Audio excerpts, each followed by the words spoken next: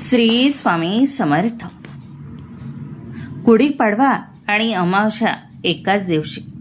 नवीन वर्षाच्या पहिल्या दिवशी चुकणे खाऊ नका या 3 भाज्या, नाहीतर भोगावे लागतात भयंकर परिणाम.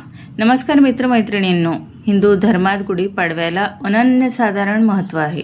हे आपलं नवं वर्ष, सृष्टीचा उत्सव.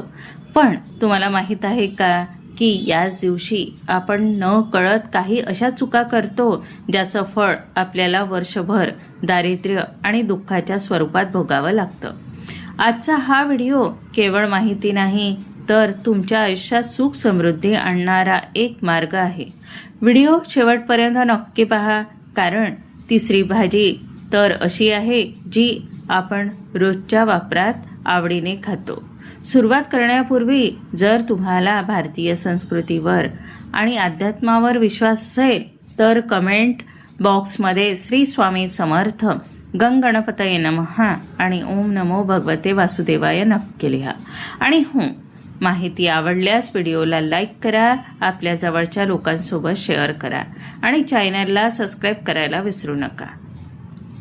गुढीपाडव्याच्या दिवशी आपलं शरीर आणि मन शुद्ध असणं गरजेचं असतं. शास्त्र सांगतं की या दिवशी काही विशिष्ट ऊर्जा वातावरणात कार्यरत असतात. आपण आपल्या खानपानातूनच या ऊर्जेला आमंत्रण देतो. पण काही गोष्टी अशा आहेत ज्या आपल्या घरात नकारात्मकता खेचून आणतात. खरं तर गुढीपाडवा म्हणजे काय? केवळ नवीन कपडे घालणे किंवा गुढी उभारणे म्हणजे पाडवा नव्हे. हा दिवस आहे आपल्या शरीरातील पेशींना पुन्हा नव्याने जागृत करण्याचा. आपल्या शास्त्रात म्हटलंय, तथा अन्न तथा मन, यथा अन्न तथा मन, म्हणजे तुम्ही जे अन्न सेवन करता तसंच तुमचं मन आणि तुमचं भविष्य घडत जातं. आता तुम्ही म्हणाल, ताई भाज्या तर आपण रोजच खातो, त्यात गुढीपाडव्याचा काय संबंध? तर मित्रांनो, याच ठिकाणी आपण मोठी चूक करतो. पाडव्याचा दिवस हा ब्रह्मध्वज उंचावण्याचा दिवस आहे. हा दिवस सृष्टीचा निर्मितीचा दिवस आहे. या दिवशी निसर्गात प्रचंड सकारात्मक ऊर्जा आणि नवीन चैतन्य संचारलेलं असतं. पण याच दिवशी जर आपण आपल्या शरीरात तमोगुणी किंवा जड अन्नाचा प्रवेश केला तर आपण त्या नवीन ऊर्जेला रोखतो. कल्पना करा, तुम्ही नवीन घराच्या उंबरठ्यावर उभे आहात. तुमच्या हातात लक्ष्मीचं प्रतीक म्हणून गुढी आहे आणि घरात तुम्ही अशा काही भाज्यांचा स्वयंपाक करताय ज्या शास्त्राप्रमाणे या दिवसासाठी निषिद्ध मानल्या गेलेल्या आहेत. त्या दिवशी आपल्या शरीरातील आपल्या कुंडली शक्ती अत्यंत जागृत असते. जेव्हा आपण चुकीचे अन्न खातो तेव्हा आपल्या पचन संस्थेवर परिणाम होत नाही, तर आपल्या विचारांवरही नकारात्मक परिणाम होतो. अनेकदा पाहिलं गेलेलं आहे की ज्या घरामध्ये पाडव्याच्या दिवशी वास्तूनुसार अन्न शिजवलं जात नाही, तिथे वर्षभर कसला ना कसला वाद विवादाचं किंवा आर्थिक तणाव सतत चालू राहतो. हे केवळ योगायोग नसतात, तर हे आपल्या विसरलेल्या परंपरेचे दुष्परिणाम असतात. हे मी का सांगते? कारण माझ्याकडे अनेक लोकांचे फोन येतात, मेसेज येतात. ते म्हणतात, ताई वर्षभर कष्ट करूनही घरात बरकत नाही, कामात सतत अडथळे येतात. जेव्हा मी त्यांच्याशी सविस्तर बोलते तेव्हा लक्षात येतं की नवीन कार्याची सुरुवात त्यांनी किती चुकीच्या पद्धतीने केलेली असते. पाडवा म्हणजे नवीन वर्षाचा पाया. घराचा पाया कच्चा असेल तर इमारत मजबूत कशी उभी राहणार? तसंच वर्षाचा पहिला दिवस जर तुम्ही चुकीच्या अन्नाने दूषित केला तर त्या 365 दिवसांचा प्रवास तणावाचाच होणार ना. आजच्या युगात आपण फॅशन म्हणून काहीही खातो, पण हे लक्षात ठेवा, ही आपली संस्कृती आहे. इथे विज्ञान आहे, तिथे नियम आहेत आणि त्यामागे लपलेलं भाग्य आहे. पुढच्या भागात मी तुम्हाला अशा 3 भाज्यांची नावे आणि त्यामागे दडलेले ते गडद रहस्य सांगणार आहे, जे ऐकून कदाचित तुम्हाला धक्का बसेल. पण लक्षात ठेवा, हे सांगण्याचं कारण केवळ तुम्हाला सावरून घेणं हेच आहे. तुम्ही तयार आहात ना हे सत्य जाणून घ्यायला? तर ऐका. 3 निषिद्ध भाज्या आणि त्यामागे दडलेलं गडद रहस्य. आता वेळ आली आहे त्या सत्याची, ज्याकडे आपण आवर्जून दुर्लक्ष केलं. मी तुम्हाला अशा 3 भाज्यांबद्दल सांगणार आहे, ज्या गुढीपाडव्याला तुमच्या स्वयंपाकघराच्या उंबरठा ओलांडू नयेत. कदाचित तुम्हाला हे अंधश्रद्धा वाटेल, पण ही आपल्या पूर्वजांनी पिढ्यानपिढ्या जपलेली सावधानता आहे. पहिली भाजी, दुधी भोपळा. पहिली भाजी म्हणजे दुधी भोपळा. अनेक जण याला पचायला हलकं आणि सात्विक समजून खातात, पण गुढीपाडव्याला कधीच नाही. आमच्या शास्त्रात आणि काही प्राचीन घरांच्या परंपरेत याला शोक किंवा अति थंडाव्याचे प्रतीक मानले गेलेले आहे. पाडवा म्हणजे अग्नितत्वाचे स्वागत करणारा सण आणि नवीन ऊर्जेचा उत्सव. अशा दिवशी हा थंडावा तुमच्या घरात प्रवेश करतो, तेव्हा तो तुमच्या कुंडलीतील उत्साहाला आणि प्रगतीला गोठून टाकतो. हे मी अनुभवलेलं सत्य आहे. जेव्हा लोक पाडव्याला हे खातात, तेव्हा त्या घराची प्रगती वर्षभर कासवाच्या गतीने चालते.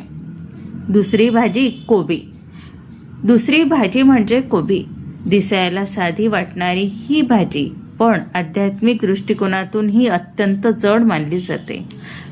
तुम्ही कधी विचार केला का, कोबीच्या पानावर, एका पानावर दुसरं, त्याच्यावर तिसरं किती वेड असतात? हे वेड तुमच्या बुद्धीवर एक प्रकारचं मळप तयार करतात.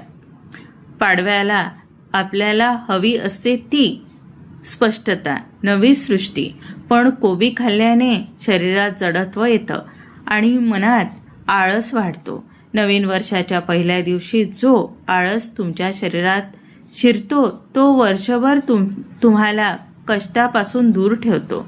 तुम्ही काम करता पण फळ मिळत नाही, कारण तुमची बुद्धी त्या कोबीच्या वेढ्यात अडकलेली असते. तिसरा, वांगी. सर्वात घातक भाजी. आणि आता तिसरी भाजी, वांगी. तुम्ही म्हणाल, ही तर राजा भाजी आहे, पण वांगी ही तमोगुणी प्रवृत्तीची मानली गेलेली आहे. ज्योतिषशास्त्रात वांग्याला शनी आणि राहूचा प्रभाव असणारी भाजी मानतात. जेव्हा तुम्ही पाडव्यासारख्या अतिशय पवित्र दिवशी वांगी खाता, तेव्हा नकळतपणे तुम्ही तुमच्या घरात शनी आणि राहूचा नकारात्मक लहरींना आमंत्रित करता. ही भाजी तुमच्या घरात अतृप्ती निर्माण करते. तुम्ही कितीही पैसा कमवा, त्या घरात कधीच बरकत राहत नाही. सततचे वाद, अचानक येणारे आजार किंवा कामात येणारे ते शेवटच्या क्षणीचे अडथळे, हे सर्व याच एका चुकीचं फळ असतं. तुम्हाला वाटत असेल, हे मी का सांगते? हे केवळ शब्द नाहीत. मी स्वतः अशी अनेक कुटुंब पाहिली आहे, जी वर्षाची सुरुवात अतिशय आनंदाने करायची, पण त्याच दिवशी ही चूक केल्यामुळे पुढच्या काही महिन्यातच त्या घरात आर्थिक चणचण, आजारपण किंवा कोर्ट कचेरीचे खटले सुरू झाले. जेव्हा मी त्यांना विचारलं, पाडव्याला काय जेवला होता, तेव्हा त्यांचं उत्तर एकच असायचं, वांग्याचं भरीत. मित्रांनो, हे निसर्गाचे आणि ऊर्जेचे नियम आहे. तुम्ही एखादा राजाच्या स्वागताला जाताना जसे कपडे परिधान करता, तसेच तुम्ही नवीन वर्षाचे स्वागत करताना तुमच्या शरीरातील ऊर्जा शुद्ध व्हावी. वांगी किंवा कोबी खाऊन तुम्ही त्या दैवी ऊर्जेला अपवित्र करत आहात.